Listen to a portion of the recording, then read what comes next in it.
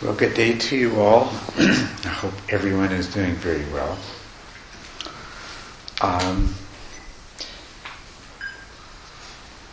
A black Corolla. There's going to be propane delivered today, and someone has a black Corolla that's parked near the where the access to the propane tank is. So if that person could move their vehicle before the propane truck arrives. I don't know who that is. Nobody here? It must be some stranger. Oh, you don't need to do it right now. But before, if we hear the truck drive up, then you'll need to go. But as long as you do it before the propane truck arrives. I think that's a car.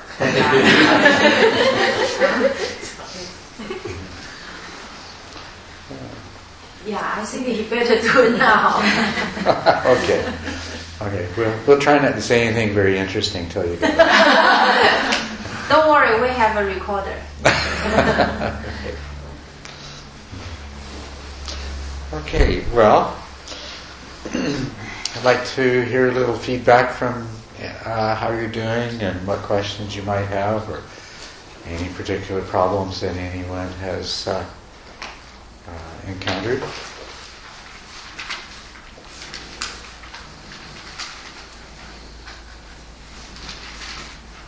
Yes? If someone want to say it now, then I share first. This is just sharing and this insight. Could I say that, or I have a question? If you have an insight to share, that would be fine. Okay, I appreciate it. Because I keep laughing. I'm sorry. Today after the interview, and I sit there meditate again, I think this is the first time in my life I really realize and feel that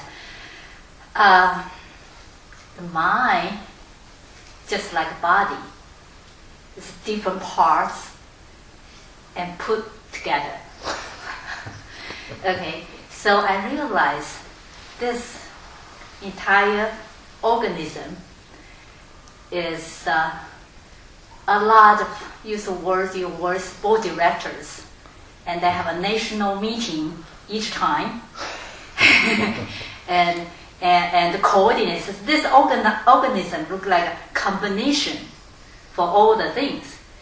So this is the first time I feel that. Mm-hmm.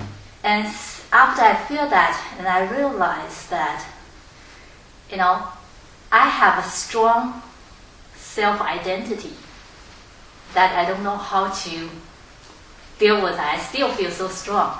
And suddenly, because this combination feeling, I suddenly feel like the self-identity reduce a lot, at least for a certain degree.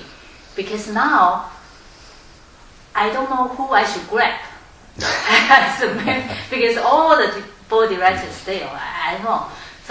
So I cannot, so I sound lost, something I can grasp. And so I feel like a very strange feeling. And I think more puzzled right now. Maybe I couldn't answer, who am I in this moment? And I have even no idea. But however, I do experience tremendous relief and freedom. I don't know what come from. I just state that the feeling. And even though it's more puzzle in the future, and I need to investigate more, but suddenly that self-identity I'm working hard just reduce a lot. So that's just insight. That's wonderful. It's a very good insight. Yes, the more that attachment to the idea of self that we all have, and that creates a lot of our problems. The more clearly we see the true nature of who and what we are, then the less strongly we're attached to it, and So that's wonderful. That's a wonderful insight. So thank you for sharing. May I add a little bit? Yes. I'm just the opposite Mm-hmm. from Deborah. She's lost her identity. Uh-huh. I kind of understand who I am. Mm-hmm. I think when I come to here, I just share with you that when I'm back home, I don't have a very clear that idea that I should identify myself with what. But when I walk into this group, I started to have a clear identification that I'm a mom. I wanted to take care of everything. So just the opposite, like Deborah.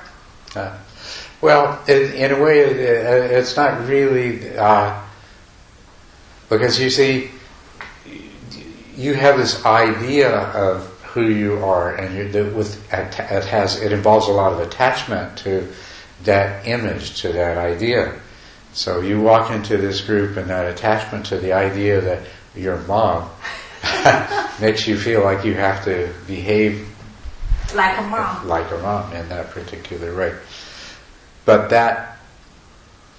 that's not really who you are. That's the concept of self. That's one of many concepts of self that you have attachment to. Yes. Yes. So, and it's come to the forefront here. Yes. So, Yes. Yes. So you both have in common that you are, in one way or another, discovering more about how this process of attachment to the idea of self works. What's going on? Good. Thanks. Can I ask a question? So when you realized that, were you in the meditation stage, or just when you're doing something and then you realize, or you're just doing meditation? This is the combination. It's about the processing.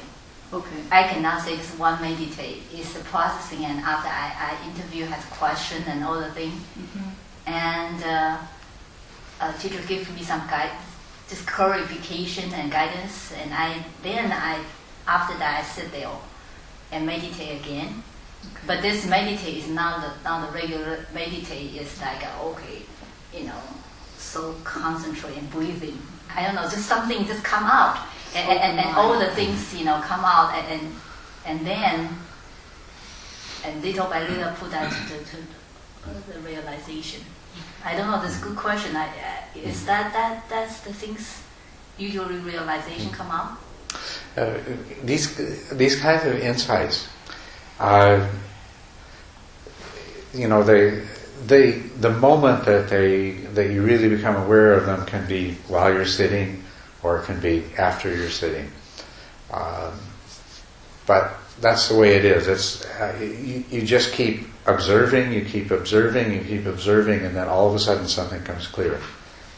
All of a sudden the insight is there, and the understanding is there.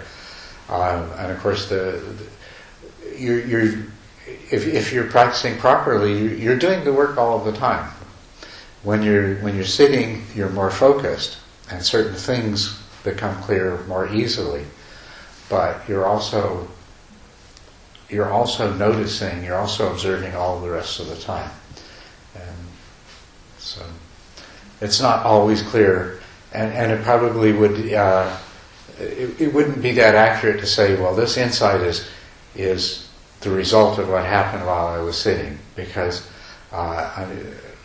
there's going to be some part of this that's the result of what you were observing when you were not sitting as well.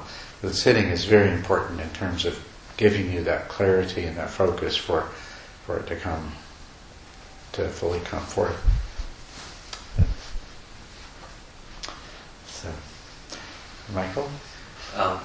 Yesterday, after the evening bell rang, at the very last bell rang, I had a pretty good sit, and the mind was more and more absorbed, and it was pretty. I think it's the best sit, so thus far. Mm-hmm. But then I heard some chattering, and there's some aversion that came up, and then I realized that the aversion is the discomfort is self-caused. Therefore, I let go of the clinging, and the discomfort went away. But then, after I sit further, I heard more talking. So I use this this side, and this side didn't work. So the irritation started to build up a little bit more. So I did shh, and then that worked for I think 1 minute, and afterwards the chattering continued, and after a while the chattering finally stopped and the people finally left, and I gradually felt, wow, it's getting really cold in here. So I look around and I notice all the windows many of the windows are open and the heaters are all turned off. And the aversion just built up even more. It's like I bought into the storyline. My mind fabricated the storyline. And then I bought into it, and I believe there's a self there being mistreated. And then so I finally gave up my meditation because I was pretty frustrated. I went to bed feeling pretty unhappy. And I noticed the mind knows that the clinging caused the unhappiness. Notice the identification of self causes the unhappiness. And every time that's let go, the body feels a great deal of bliss. But the thing is, the mind has the habit of going back to form things again. So the whole night is like a yo-yo. I feel great bliss, letting go, and then after a while the mind, goes right back to create, fabricate this storyline and buy into the storyline, and it feels the tension. And then the mind realizes that again and lets go and feels a lot of bliss. So that went on for quite some time. And in the process, of course, I tried to practice, understanding and metta, and that naturally. And I do see that all the mistakes that are made are very understandable, and I have made the same mistakes in the past. And but the thing is, this distraction kind of carried forward even to the morning sit. When my mind is calm, and then suddenly that storyline will come up again, and then I have to just keep training the mind. Right. Yeah. So.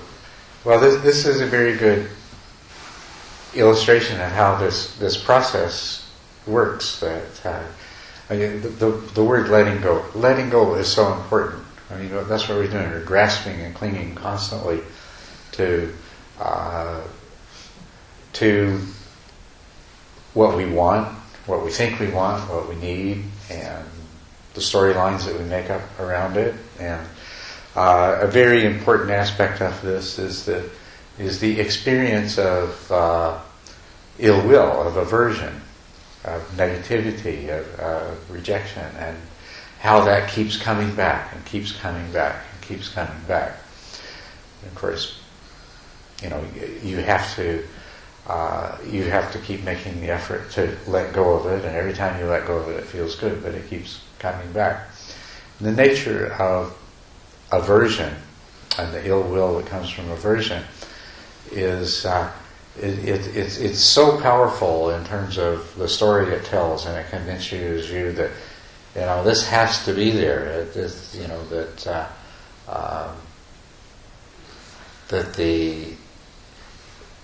That the aversion and the ill will you feel is totally justified. That its existence is totally justified. That it's inescapable. That it's the responsibility for it and the cause of it really lies out there with whatever happened. So cling to your view, believing that view is absolutely correct. That's right. Cause a lot of suffering. Yes. And so it's a great opportunity if you can get beyond that and see that this is actually coming from inside of you. But it's very difficult to do. It's very difficult to do. Especially with ill will. Some of the other hindrances that we experience, it's a lot easier to recognize that, this is coming from inside me. But that when you've been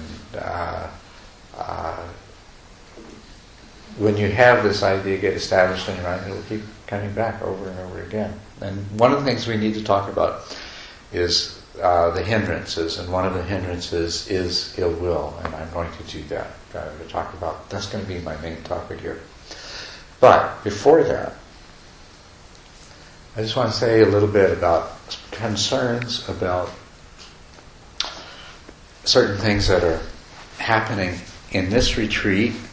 The last retreats that we did in this location had some of the same problems. It seems very difficult to get people to really practice noble silence. And what I am used to at retreats is that except in the Dharma hall when there's a talk like this going on, that you never hear a spoken word. It's so rare that you might go a month in retreat and never hear a word spoken. And here I hear a lot of words all the time, and I'm concerned about the impact that has on people. Like I'm always hearing whispered conversations taking place outside or in the kitchen or in all these different places, And I know that if I can hear them, that other people can as well. And so they're disturbing the quality of people's practice. So I know that nobody intends to be disrespectful. But first thing, noble silence. Whispering is not noble silence. No matter how quietly you think you're speaking, it's not noble silence. Okay? It is not. Not only that, when somebody is trying to meditate, sometimes a whisper can be more disturbing than a word that's spoken out loud. And I'm not saying you should speak out loud instead of whisper. Okay? But that's the nature of our mind in terms of the experience of annoyance or disturbance that we have. Somebody whispering can be even more of a cause of that sort of negative emotion. So, and this, so your meditation was disturbed by people talking, and you were practicing in the meditation hall? Inside meditation hall. Okay. Well, except when I'm sitting here, not meditating, I'd like to have the rule that no word passes anybody's lips within 50 feet of here, okay? At all. Absolutely zero, not a bit. Okay? How far is 50 feet? 50 feet. Yeah. Well, however far you think 50 feet is, and if you're not sure, go a little further. But especially, you see, it's really for your own benefit to keep silence too. It's not just for the sake of not disturbing other people, which it definitely is for that. But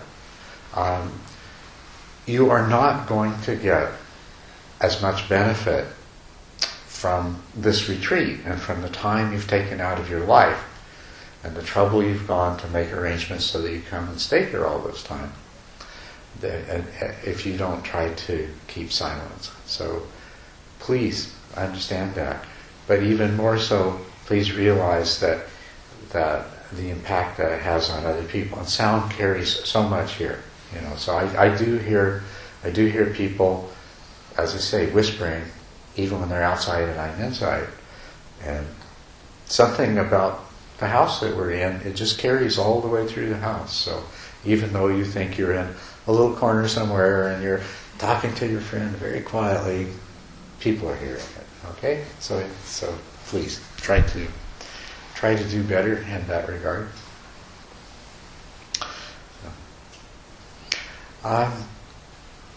and use and help each other by using this sign whenever.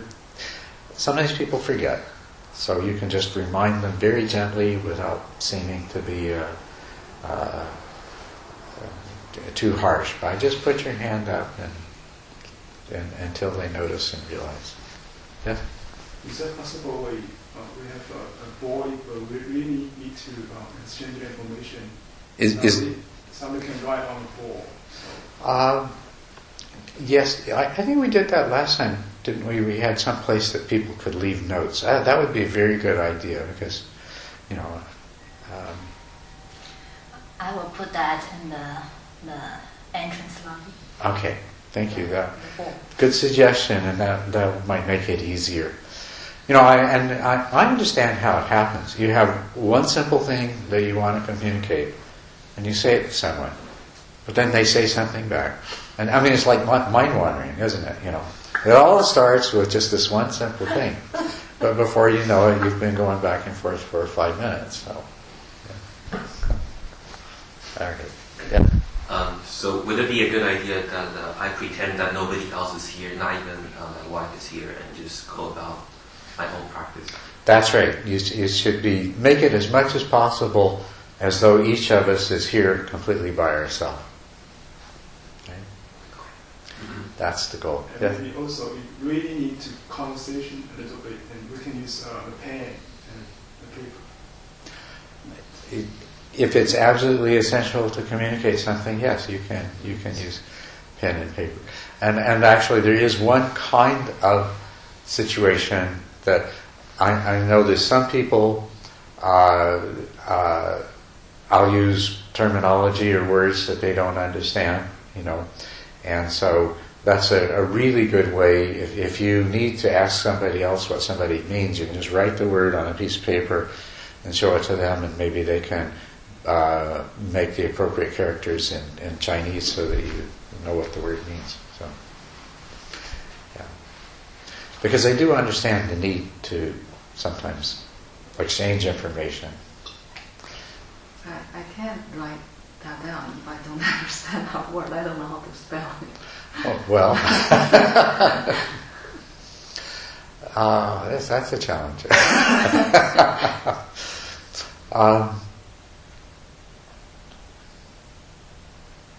And has that been something that you needed to do very much to get clarification on words?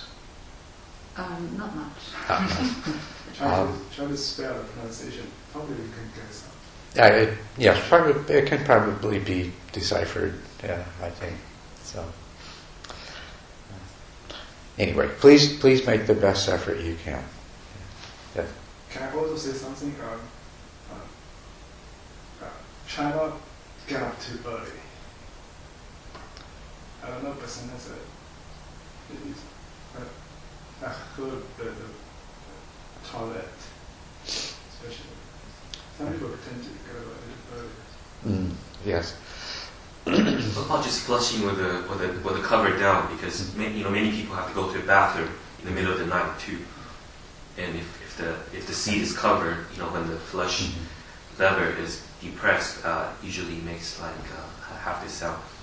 Yeah, how about before we wake up, if anybody need to use the toilet in the middle of the night or very early morning, just leave it there, don't flush.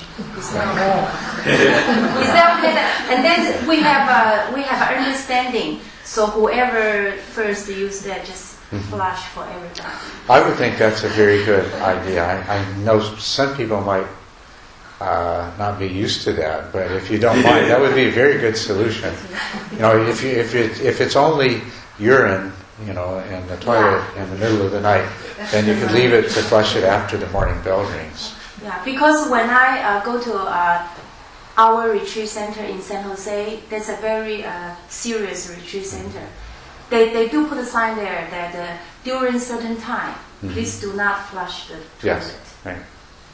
Yeah, so how about we can do that so we can keep quiet because somebody really needed to go to use the bathroom. Yeah, people do need to use the bathroom, but people also do need to sleep. So that seems to me a really good solution. and if you are getting up early because you want to come and meditate, that's fine, but just be as quiet as you can. Remembering that we don't have very good soundproofing in that house, and everyone's wall touches somebody else's room. So you can use this to record, I think. well, that's the other thing too. That, if you're actually getting up in the morning and you're waking up and getting out of bed, you could always come and use this toilet too. Yeah, I mean, if you're just getting up and going back to bed, I understand you don't want to go out in the cold, but during the meditation, try not use this one. yeah. Especially the fan is quite powerful. Well, why don't we just not turn on the fan? Not to turn on the fan, or maybe we just put a plastic to cover. Just for you, and you don't have to turn on the fan. Right. Yeah. Just leave the door open after that. Okay. And the other thing you mentioned was that you got cold in here because the windows were open. Because I think people thought I won't stay here for very long, so they just they will open at least 2 of the windows closest to me, and they turn off all the heaters. So I got pretty cold, and I look around, I was like, wow, the windows are all open. It's like... That I apologize. I opened that window because I feel like a lot of time we here meditate, we close everything. And so many people here breathing. Okay. So I think at nighttime, nobody here, at least. What about the last person can do that? Because I didn't announce, so I just say, Yeah. oh, okay, I don't think. So if people want to stay here longer, would you please, when you leave last one, just open the window, at least have air? Yes.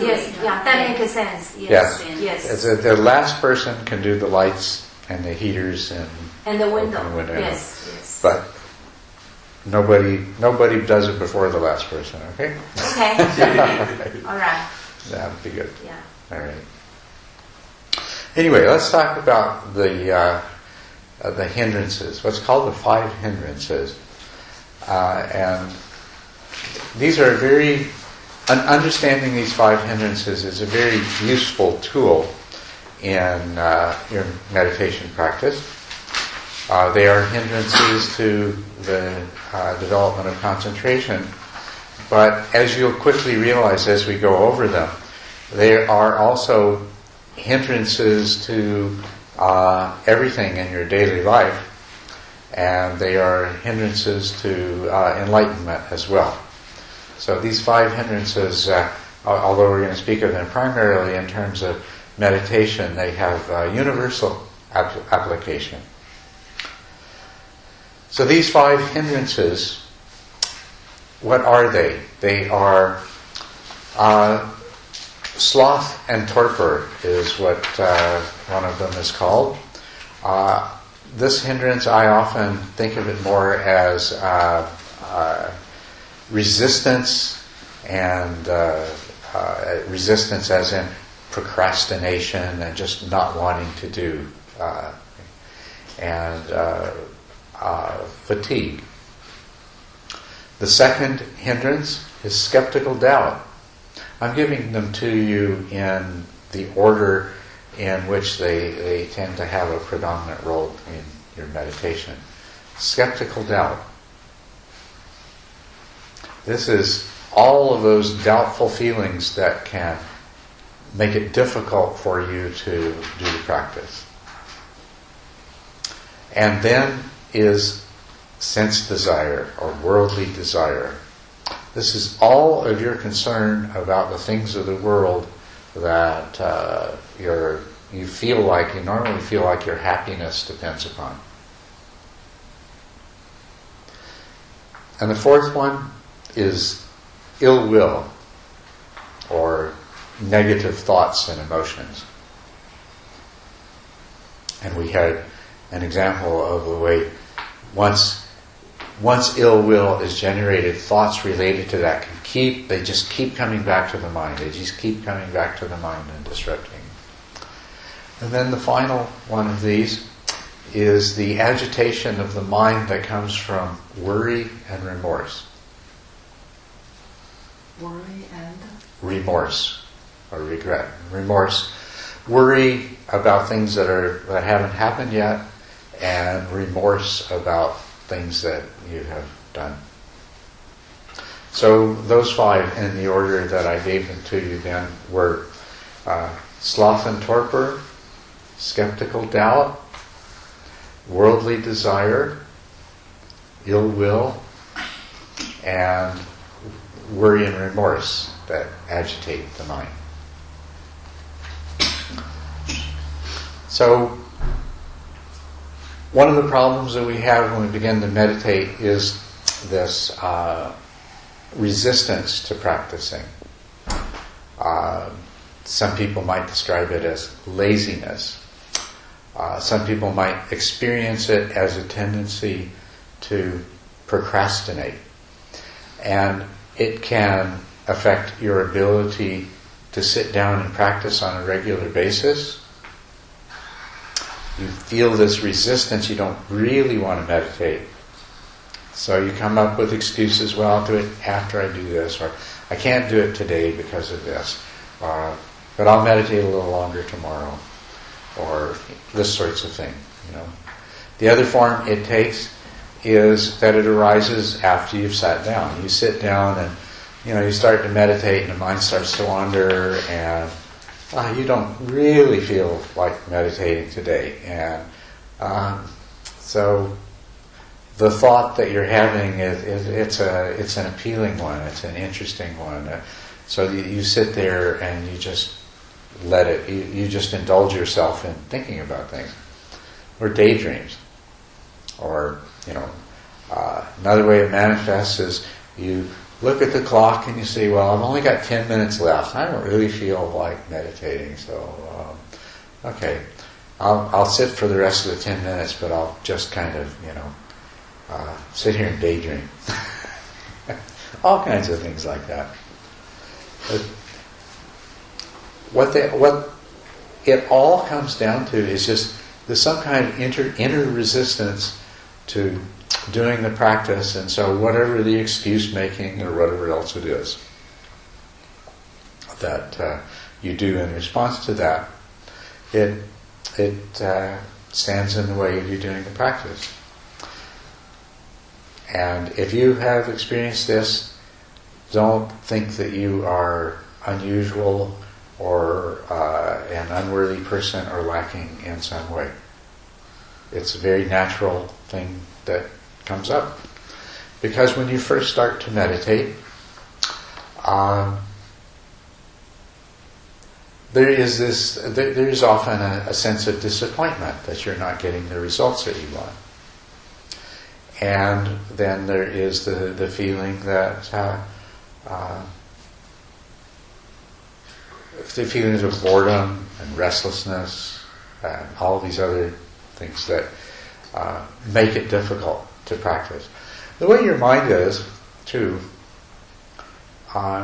if you sit down to practice and you judge yourself, and you say, oh, I really didn't do very well today, then the next time that you go to sit down to practice, you have judged yourself and found yourself wanting in some way. You have found that you have judged yourself as having failed. And we naturally don't want to go and do those things again that we feel like we're not successful at. And that creates an internal kind of resistance. But this also comes from various kinds of misunderstandings. We think that it is me, myself, that is responsible for the quality of my practice. And therefore, if my practice doesn't happen the way I hope it will, or expect it to, or want it to, that I have failed, and we blame ourselves. And you see, and that is all completely false, because what is going to happen when you sit down and meditate is exactly what will happen to anyone when they sit down and meditate. There will be some variations.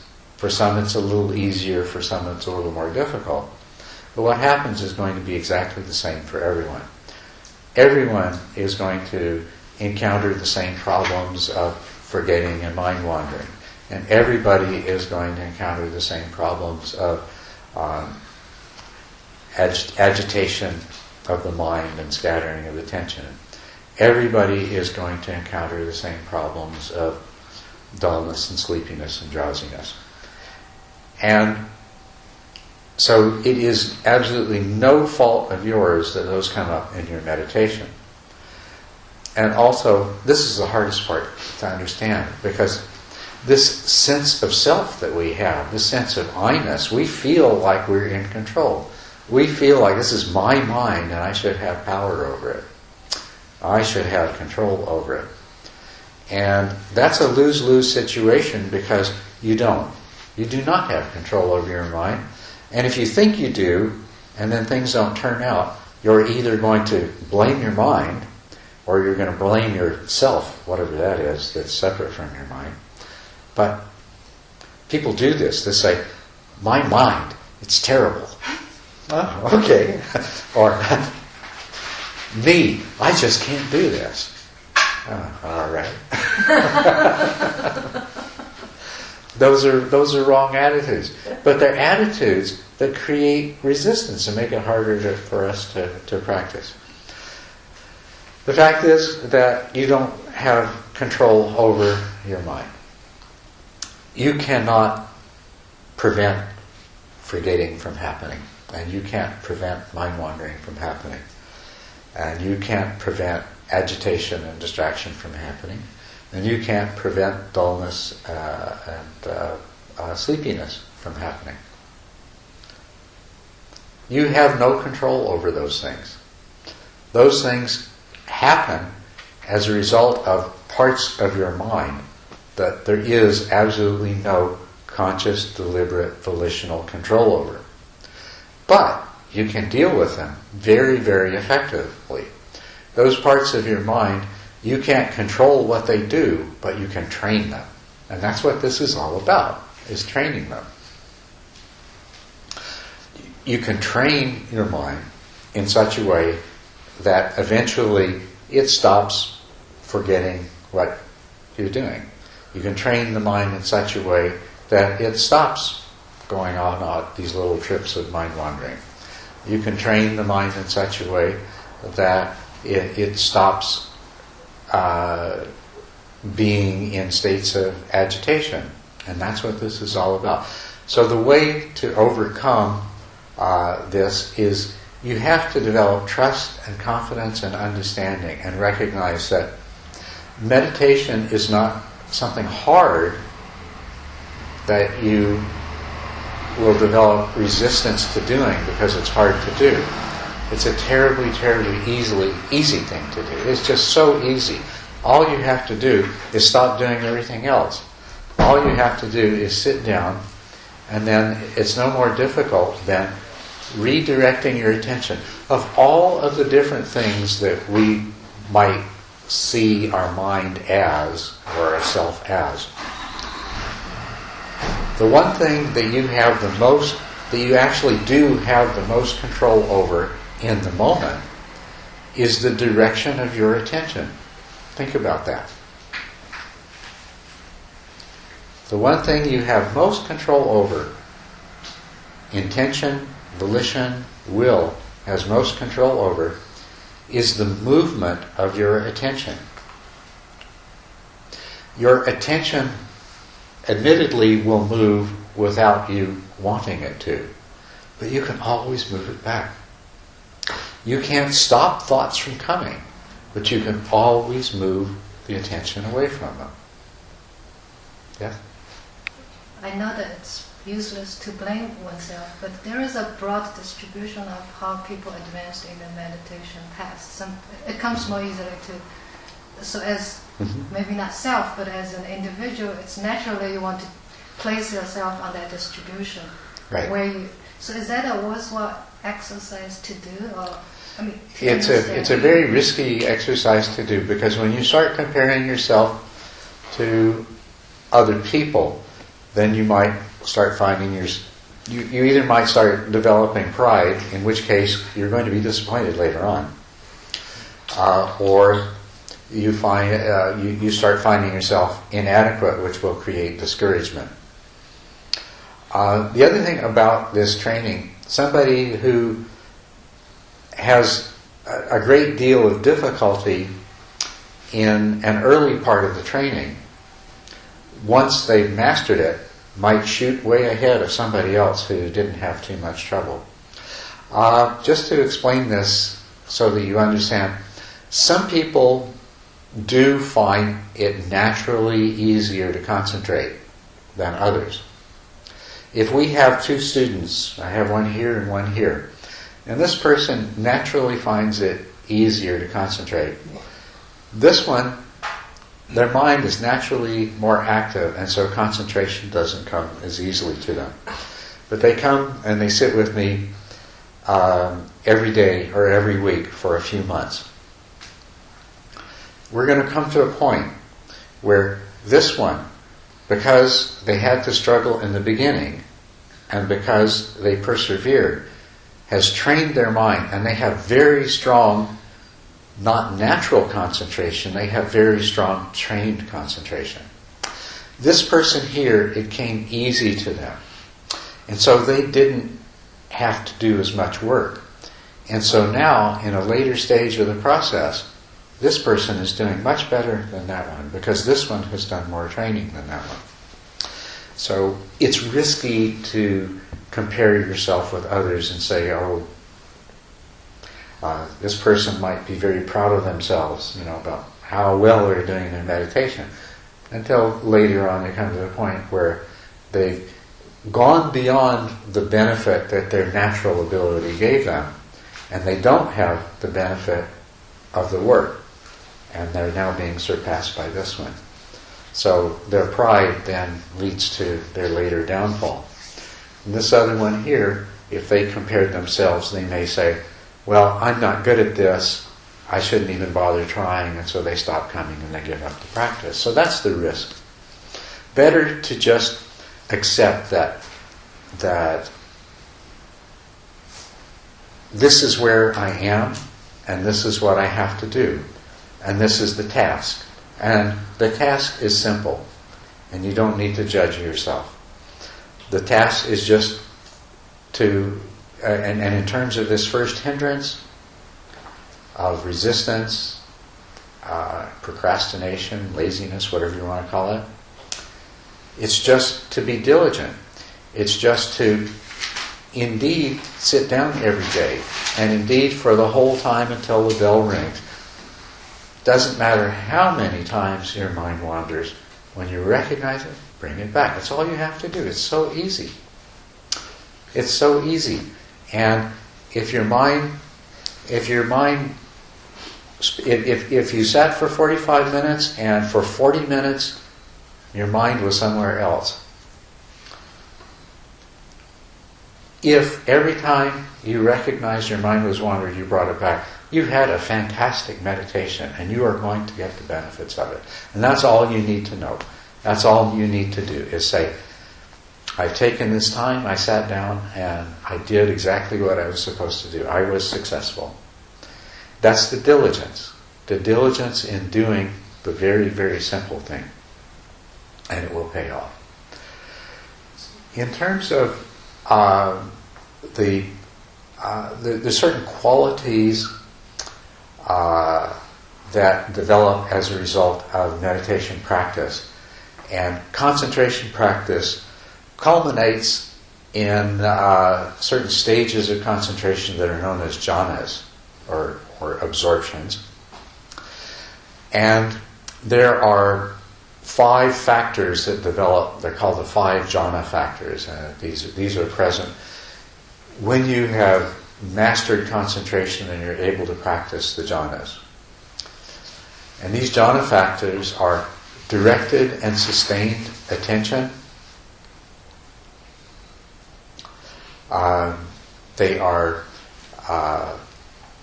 single-pointedness, or unification of mind. That's the second one.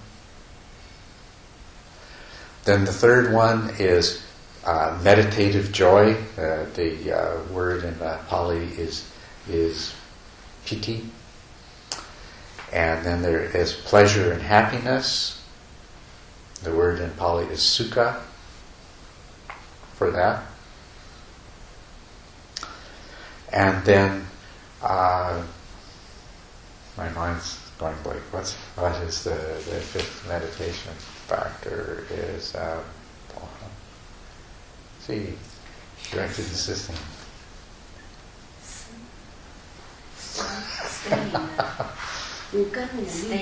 Okay. Sorry. That is. Now, there's 4 meditation factors, but we can look at them as follows. Directed attention, directed and sustained attention is regarded as one jhana factor, but it's actually 2 different things. So that makes 5. Directed and sustained attention, single-pointedness, the meditative joy, and the pleasure. These are related to the 5 hindrances. And the one that's related to sloth and torpor, to the resistance, is directed attention. Okay? And the reason that we say that is what keeps you from developing directed attention means you direct your attention to the meditation object. So what keeps you from directing your attention? It's this resistance. So you're sitting in meditation and you have this feeling, I don't really want to do this. And you do something else instead. In other words, you don't direct your attention to the meditation object. So these 2 are in opposition. Directed attention and resistance. They overcome each other. So what is the solution to resistance? Is to direct the attention. Another way of putting this is if you're experiencing laziness or procrastination and resistance, the solution is just do it. Just do it. Right? It's, you find yourself thinking about, I don't want to do this. Just do it. Just direct your attention to the meditation object. That's what's in direct opposition, and that will overcome it in the long run. Directed attention will overcome the resistance. Just doing it.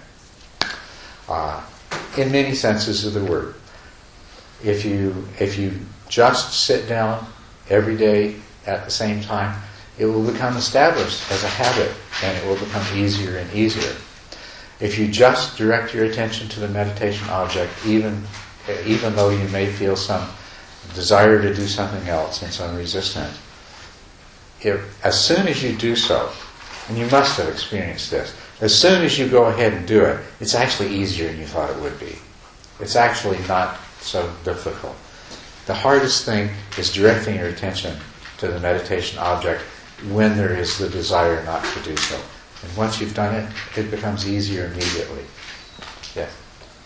Does guarding the sense doors help with this regard? Because, like, for example, we go home, we had a long days of work, and then we want to reward ourselves with all kinds of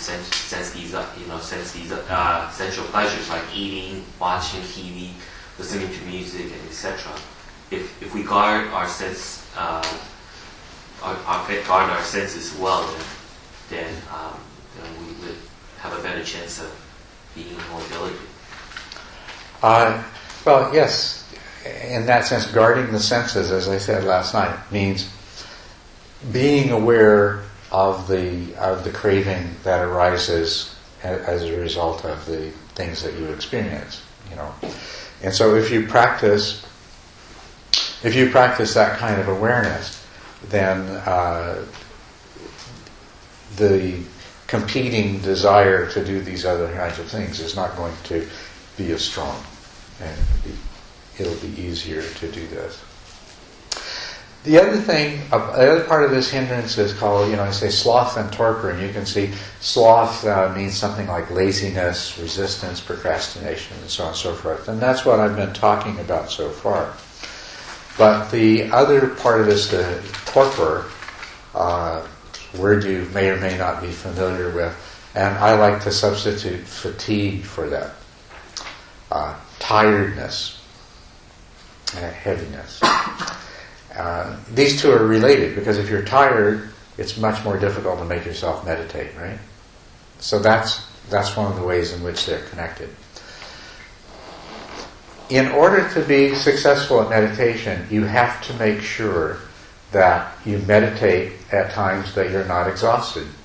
If you get up at 5:30 every morning and you work all day and you say, well, I'm going to meditate at 11 o'clock at night before I go to bed, you're going to have a problem. If you must follow that schedule, you would do far better to get up a few minutes early and meditate in the morning before you start your schedule, or to find some other part of the day where you haven't exhausted yourself already. But also, if you're serious about becoming a successful meditator, you need to make sure that your body is adequately rested. This means that you may need to look at your life and see what changes need to be made. No matter how much you enjoy sitting up late, talking to your friends, and then putting an extra loud alarm clock to help get you up in time to go to work, that may be something you have to give up if you're serious about being successful as a meditator. You will have to make certain adjustments in your life. And in terms of this particular hindrance, you'll need to make the adjustments that assure that when you do meditate, that you're not fighting against fatigue of the body and the mind. This may also mean, I'm giving extreme examples, but in a more you may lead a more relaxed lifestyle than that.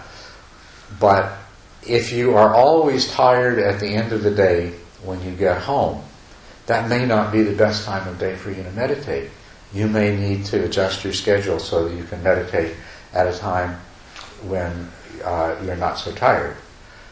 In other words, for many people, the answer is, if you want to be serious about a regular meditation practice, at a time of day when you have the fewest distractions, it often means you get up earlier than you're used to. That's the one change that you make in your life. The reason for that is we're all most fresh and rested and refreshed within the first couple of hours after getting up. It also plays a role in terms of distractions. During the day, we accumulate agitation of mind, and we have less accumulated agitation early on. Yes? Would you go all the way to, in a sense, if somebody doesn't have any financial concerns, is it just giving up your job, retirement, is that something that you think would be good? Yes, if you don't have any financial concerns and you would like to become a successful meditator and to achieve enlightenment, by all means, give up your job, meditate 5 hours a day, go to retreats whenever you want to. Does that actually work? I mean, in the sense that maybe you can also practice, by interacting with people at work. Yes. I'm just curious to see if Yeah. there's You don't need to give up your job. You don't need to give up your job. You don't need to retire. But you need to make your priorities clear. And you need to decide where meditation fits into your priorities. If it's number one, you're going to make a lot of sacrifices in order to fulfill that absolute number one priority. If it's second or third down the list, behind your job and behind your family, then that's where it is. Maybe when your family grows up, it'll move up in the priorities. Maybe when you make a lot of money or reach retirement age, it'll move up in the priorities. But wherever it is, you need to decide where it is. But then make whatever changes are necessary in your life so that you can fulfill that priority as it exists for you at this time in your life. And then you may change it later on. But even though your career and your family may come ahead of meditation, if meditation is indeed number 3 in the priority of your life, you need to make sure that you make the adjustments that keep it in front of all of the other things. And many very successful meditators are lay people with families and jobs. And they do things like get in the habit of getting up earlier so that they can meditate for an hour or an hour and a half before they have to go to work and before they start meeting their family responsibilities. And they may also meditate at other times during the day. But it's a question of making the adjustments that you need to. You probably have to give up something else. Most people don't come to meditation from a lifestyle in which every day for the last year I've always had an hour and a half free and I haven't had anything to do with it. I've been trying to find something to fill it. That just isn't where people are. They come to meditation and they're already busy from the time they get up till the time they go to bed. So they're going to have to give up something. They may have to give up watching CSI on television. Or, something else will have to go to make room for it. But you need to make sure you're rested. You need to make sure that the meditation time that you select is one that's most conducive in terms of your own personal nature and your lifestyle and the other things that have to be adapted to it. And then, beyond that, it's just a question of doing it. Just doing it. To help you in there's a lot of things you can do to help you in establishing. The first stage in developing samatha, perfect concentration, is establishing a meditation practice. Meditating with somebody else can be very helpful because it helps to make it happen. But at the same time, there's a risk. You get in the habit of meditating with another person, and then they get sick, and so you quit meditating. That's not so good. Or, you have to look after your own meditation, or your own motivation, your own responsibility. One thing that is very important is setting a particular time and consistently. Create a place for yourself to meditate, a comfortable place that meets your needs.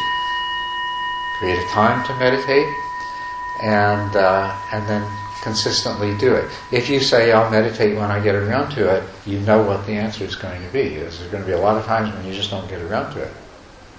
Especially if there is resistance, there's procrastination. It's like, okay, I said I'm going to meditate at this time, but I think I'll wash the dishes first. Or I'll mow the lawn first, or I'll, wash the car, or call my mother, or there's always something else that you can do. So, a certain amount of discipline we're just doing it. How true? Yeah, I said it's true. Yeah. So. Anyway, so that's the first hindrance, usually called sloth and torpor. I call it resistance and fatigue, and those are the ways of overcoming it. And tomorrow we'll talk about skeptical doubt and as many of the other hindrances as we have a chance to get to. So thank you very much. You have one question for everyone? 请潘君帮我翻译哈，我必须要忏悔跟 Michael 说道歉哈，因为我这2天很不舒服，昨天是不舒服到极限了。所以呢，多多帮我做推拿，但是呢，因为我们是面对这里，我们真的没有看到你还在那里。那因为呢，多多很好心，他跟我推，他说你快要中风了，所以推了很久，你也忍耐了很久，真的很抱歉。然后痛的时候我还会挨。我们起来的时候看到你在那里，我们真的吓死了。但是呢，我们真的也佩服你，真的很精进。所以我真的要跟你道歉。Should I translate? Please. She said that she wanted to confess that last night she was very, very uncomfortable. Her whole body was aching, and she was asking Toto offered to massage her. They were facing in that direction. I was in the room, so I saw them. They were facing in this direction, so they had no idea that Michael was still there. So Dodo was telling her that she was in serious health concern, and Dodo was putting a lot of pressure on the meditation, so she make some noises as well. But on their way out, they realized that Michael was there, so they were really, really sorry, but they had no idea. And she also added that she would respect Michael's diligence. And also she said that she's very close to a stroke. Minor stroke is a serious problem. So she really needed to be taken care of. Okay. Well, thank you very much for that, and I'm sure Michael appreciates hearing that. And I know there was no intended disrespect or anything, but this is good. It can remind everyone else that if you're going to do something, if you need to do something or say something that might disturb someone else, make sure to look around first. So it's good for everyone to hear you say that. So thank you very much. Yeah, because Sophia tried to help lots of things. She cleaned up all the bathroom almost every day. And I like to add one more thing is, please, we all can help. After we take a shower, please do wipe the floor, try to keep it up so Sophia don't need to do too much because she's really not in a good condition. So we can all help. After we take a shower, please we all wipe the floor, clean up our hairs, and please let us, everybody do that, okay? One thing too, thank you. The black Toyota that's at the top of the driveway, we need to move that. I thought it was moved. Oh, yeah, was it moved? Okay. It's moved, yeah. Okay. It's already taken care of. Okay, well, thank you.